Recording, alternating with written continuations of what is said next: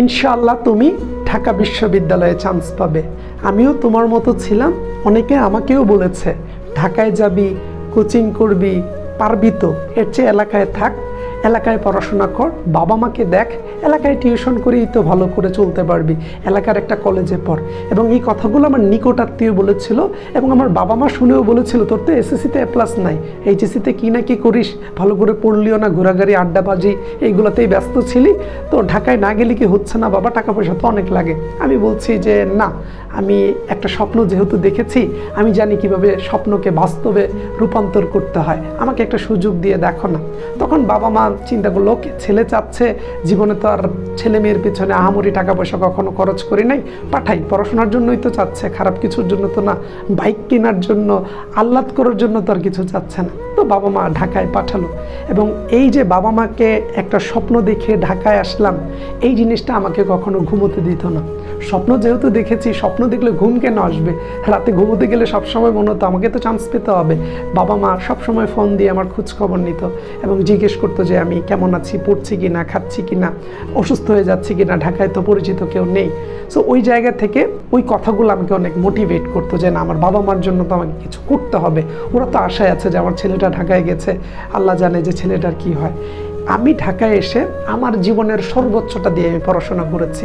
আমার লাইফে 4-5টা জিনিস ছিল: ঘুম, খাওয়া দাওয়া, পড়ালেখা, পরীক্ষা দেয়া, রিভিশন দেয়া, নামাজ কালাম পড়া, আবার ঘুম, আবার খাওয়া দাওয়া, এই একই রুটিনে চলতো। এবং আমি চেষ্টা করতাম আগের দিনের চাইতে পরের দিন যেন অ্যাটলিস্ট 10 মিনিট বেশি পড়া যায়, ঢিলামি যেন না দিই। এরও বাইরে আমি চেষ্টা করতাম আগের পড়াগুলো যেন রিভিশন দিতে পারি, অর্থাৎ গতকাল যা পড়েছি পরের দিন সকালে 1-1.5 ঘন্টায় যেন আবার আগের পড়াটাকে রিভিশন দিয়ে নতুন দিনটা শুরু করি।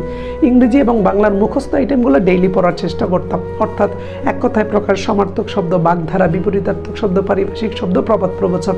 অন্যদিকে vocabulary, preposition, group verb, spelling, analogy, phrase and idioms, proverb, এগুলোকে রেগুলার পড়তাম, কারণ এগুলা রেগুলার খাতায় নোট করে না পড়লে মনে থাকতো না। অনেক এমসিকিউ বা অনেক শব্দার্থ তো ব্রেইনে এটা পার্মানেন্ট থাকতো না, এটার্নাল হতো না।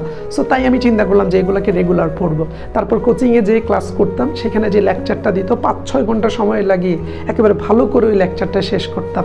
লেকচারটা শেষ করার পরে ওই একই টপিকটা আবার বই থেকে পড়তাম, কোনো তথ্য মিসিং গেলে যেন সেটা কারেক্ট হয়ে যায়, কিংবা শীট এবং বইয়ে কোনো তথ্যের গরমিল থাকলে আমি যেন ধরতে পারি।